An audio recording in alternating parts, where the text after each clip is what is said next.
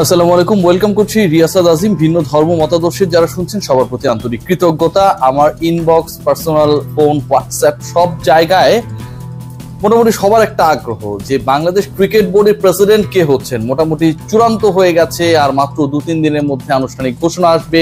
Cricket বোর্ডের সভা অনুষ্ঠিত হবে, সেই সভাকে নিয়েও অনেক আলোচনা রয়েছে, সেই আলোচনা হয়তো আমি ভিন্ন সময় করব। সো ওই গুরুত্বপূর্ণ পদটায়, চেয়ারটায় আসলে কে বসতে যাচ্ছেন? বিসিবির নাজমুল হাসান পাপনের যে একটা দীর্ঘ সময়ের রাজত্ব, সেই রাজত্বের অবসানের পর আনুষ্ঠানিকভাবে বাংলাদেশ ক্রিকেট বোর্ডের অভিভাবক কে হবেন, বাংলাদেশের ক্রিকেটের কে অভিভাবক হবেন, সেই ব্যক্তিকে অনেক ধরনের নাম এসেছে। শুরুর দিকে সৈয়দ আশরাফুল হকের নাম আমরা শুনেছি, পরবর্তী সময়ে আমরা খেয়াল করেছি যে নাজমুল আবেদিন ফাহিমের নাম।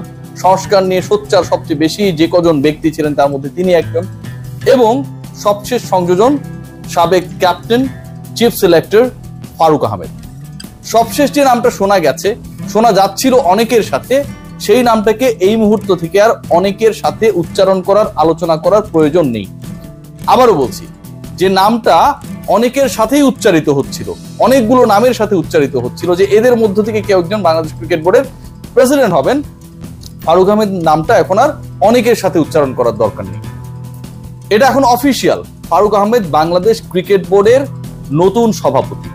আবারও বলছি, ফারুক আহমেদ, আমাদের প্রিয় ফারুক ভাই, বাংলাদেশ ক্রিকেট বোর্ডের নতুন সভাপতি। অফিসিয়াল বলতে ডিসিশনটা অফিসিয়ালি মোটামুটি হয়েই গেছে, শুধুমাত্র আনুষ্ঠানিকতার বাকি। কারণ ফারুক আহমেদ এখন পর্যন্ত চলতি বোর্ডের পরিচালক নন। কনস্টিটিউশন অনুযায়ী যিনি সভাপতি হবেন তাকে পরিচালক হতে হবে, এবং বোর্ড সভায় অন্য যে পরিচালকরা রয়েছে তাদের ভোটে সভাপতি নির্বাচিত হতে হবে। সো এই প্রসিডিউরটা বাকি রয়েছে। যেহেতু ফারুক আহমেদকে অনেকটা সিনের বাইরে থেকে, আমরা ছোটবেলায় খুব আনসিন প্যাসেজ ট্যাসেজ পড়তাম না, অ্যান্সার করতে হতো, 40 নম্বরে ছিল, নিয়ে আসা হয়েছে ক্রীড়া উপদেষ্টা বা ক্রীড়া মন্ত্রণালয়, তারা যেভাবে এনেছে, ইটস এ প্ল্যান। এটা প্রপার একটা প্ল্যান করে তাকে আনা হয়েছে, যেন এমন একজন বাংলাদেশ ক্রিকেট বোর্ডের দায়িত্বে যায় যাকে নিয়ে বিতর্ক নেই, জনপ্রিয়তা রয়েছে, বোল্ড ডিসিশন নিতে পারেন, এবং যিনি নাজমুল হাসান পাপনের যে সময়টা ছিল, তার যে বোর্ড ছিল, সেই বোর্ডে কাজ করার পরেও সেখান থেকে রিজাইন করার গাটস দেখিয়েছেন। আমি ঠিক এই আলোচনাটা শুরুই করতে চাই, এখান থেকে রিজাইন করার গাটস দেখিয়েছেন অনেকেই তো ছিলেন, অনেকের নাম আমি বললাম। মানে ফারুক আহমেদের ভ্যারিয়েশনটা কোথায়, তিনি কেন অন্যদের থেকে ডিফারেন্ট? এই ডিফারেন্সটা ক্রিয়েট করেছে ফারুক আহমেদের ইনডমিটেবল মেন্টালিটি। তিনি যখন, আমি আবারও বলছি, তিনি যখন চিফ সিলেক্টরের ভূমিকায় ছিলেন সবশেষবার, তখন দ্বিস্তর নির্বাচক কাঠামো তৈরি করা হয়। দ্বিস্তর নির্বাচক কাঠামো মানে নির্বাচন করবেন যারা ক্রিকেটারদেরকে জাতীয় দলের জন্য, সেখানে দুটো স্তর থাকবে, এবং চিফ সিলেক্টর হিসেবে যিনি দায়িত্ব পালন করবেন, এখন পর্যন্ত আমরা জানি যে প্রধান নির্বাচকের সিদ্ধান্তই চূড়ান্ত, সেখানটায় তার ক্ষমতাকে খর্ব করা হয়।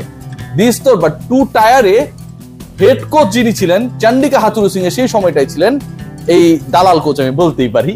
তো তিনি যখন ছিলেন, অনেকটা নাজমুল হাসান পাপনকে ব্যাকডোর দিয়ে ভুলিয়ে ভালিয়ে নিজেরটা আদায় করেছেন ফারুক আহমেদের ক্ষমতা খর্ব করার জন্য। ফারুক আহমেদ যেই কাজটা করেছেন, যখন এটাকে অফিসিয়াল করা হয়েছিল, ওয়ার্কিং কমিটি এই অফিসিয়াল করার কাজটা করেছিলেন, এনায়েত হোসেন সিরাজ এটার নেতৃত্বে ছিলেন, এটা অনেক বৈঠক হয়েছে। আমি অতীতটাকে একটু মনে করিয়ে দিতে চাই।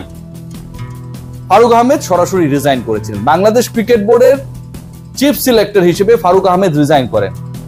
নাজমুল হাসান পাপনের বোর্ডে যারা বিভিন্ন সময় ক্ষমতায়িত ছিল, বড় বড় পোস্টে ছিল, যারা বিভিন্ন সময় বিভিন্ন সুযোগ সুবিধা পেয়েছে বা পায়নি, সেটা ভিন্ন different issue. Farooq Ahmed is the only character, highly designated জায়গায় থাকার পরেও শুধুমাত্র আত্মসম্মান বোধে যখন লেগেছে, তখন সেই জায়গা থেকে তিনি রেজিগনেশন করার মতো সাহস, গাছ দেখান। এটা অন্য কেউ দেখাতে পারেন নাই।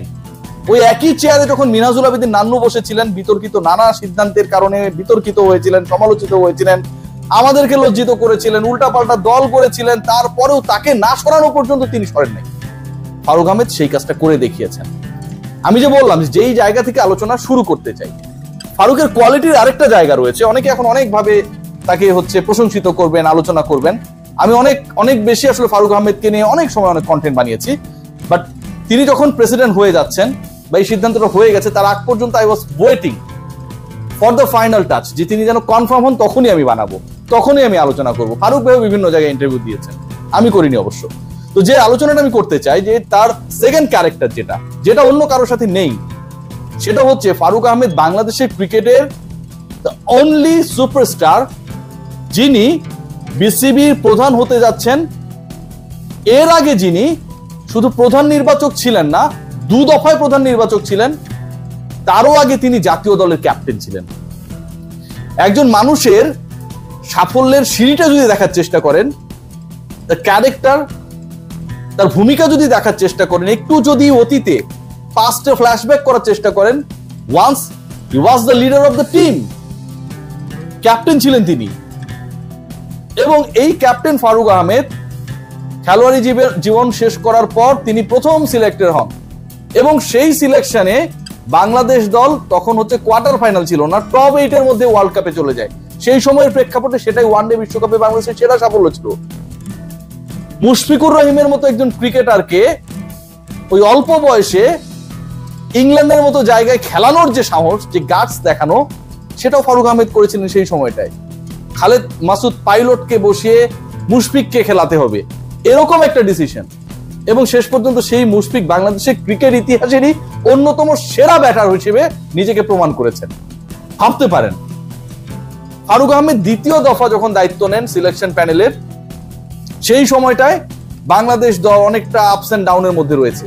বদলে গেল তো 2015 বিশ্বকাপে বাংলাদেশ দলের যে উত্থান, বাংলাদেশ দলের ওয়ানডেতে একটা সমীহ জায়গা নিয়ে টিম, সেই বদলটা এসেছে ওই ফারুক আহমেদের হাত ধরেই। ভিশনারি ফারুক আহমেদ, দূরদৃষ্টি সম্পন্ন ফারুক আহমেদ, যেই ফারুক আহমেদ মাথা নত করেন না, সেই ফারুক আহমেদ তার সিলেকশন প্যানেল যখন সেই সময়টায় সেকেন্ড টাইম দায়িত্ব পালন করে, ক্যাপ্টেন করা হলো মাশরাফি বিন মুর্তজাকে। মাশরাফির নেতৃত্বে Bangladesh Australia New Zealand world cup back in 2015 আমি কভার করেছিলাম, এখন থেকে 9 বছর আগে, অনেক ছোট ছিলাম। অসাধারণ পারফরমেন্স করলো। মাহমুদুল্লাহ রিয়াদকে প্রমোট করে উপরে ব্যাট করতে নিয়ে আসা, বাংলাদেশ দলকে বদলে দেবার ক্ষেত্রে ওই পার্টিকুলার ওয়ার্ল্ড কাপে ইংল্যান্ডের বিপক্ষে দারুণ পারফর্ম করা, বিতর্কিত রুবেল হোসেনকে সকল ডিবেটের বাইরে এনে প্রেসিডেন্টের উপর প্রেসার ক্রিয়েট করা, we need him in the world cup, Soumya সরকারকে পিক করা, টপ অর্ডারে সৌম্য সরকার এবং তামিম ইকবালের জ্বলে ওঠা ম্যাচের পর ম্যাচ, সবকিছুই হয়েছিল ফারুক আহমেদের ওই সময়টা।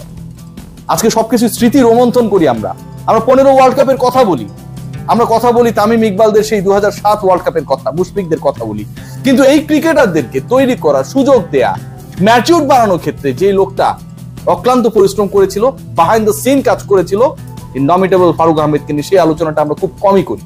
আজকে অনেকে অনেক ধরনের কন্টেন্ট করবে, রিপোর্ট করছে, অনেক ধরনের আমরা তৈলাক্ত নিউজ দেখছি, কিন্তু এই কথাগুলো কেউ এভাবে খুব একটা তুলে ধরবে না, জানি না আসলে। সিনিয়র কিছু ক্রীড়া সাংবাদিক ছাড়া বাকিরা আসলে খোঁজও রাখার চেষ্টা করে না। পাপনের যুগ শেষ, ফারুকের বাংলাদেশ পর্যন্তই শেষ। যাই হোক, সেই আলোচনা অন্য সময় করব। সো একজন মানুষ যিনি ক্যাপ্টেন হিসেবে বাংলাদেশ দলকে নেতৃত্ব দিয়েছেন, চিফ সিলেক্টরের ভূমিকায় 2 দফা পুরো বাংলাদেশের খোলস বদলে একটা বড় ভূমিকা পালন করেছেন, যেই মানুষ নাজমুল হাসান পাপনের বোর্ডে সবাই যখন ইয়েস স্যার করেছিল, সেই বোর্ডে শুধুমাত্র তার আত্মসম্মানে কিংবা তার দায়িত্বের জায়গায় বাধাগ্রস্ত হওয়ার কারণে তিনি রিজাইন করার গাছ দেখিয়েছিলেন, সেই মানুষটাকে যখন ক্রিকেট বোর্ডের প্রেসিডেন্ট হিসেবে চুজ করা হয়, আমার কাছে মনে হয় টুপি খোলা অভিবাদন জানাতে হয় যারা এই চুজিং প্রসেসের সাথে ছিলেন, এবং একই সাথে ফারুক আহমেদ যে এটাতে রাজি হয়েছেন, এবং একই সাথে যারা ফারুক আহমেদের মতো ক্যারেক্টারকে, তাদের অভিবাদন জানাই। একটা সময় দিনের পর দিন তার ক্যালিবারকে কাজে না লাগিয়ে বঞ্চিত করেছেন। ডিসিশন মেকিং তো কেউ না কেউ ছিলেন।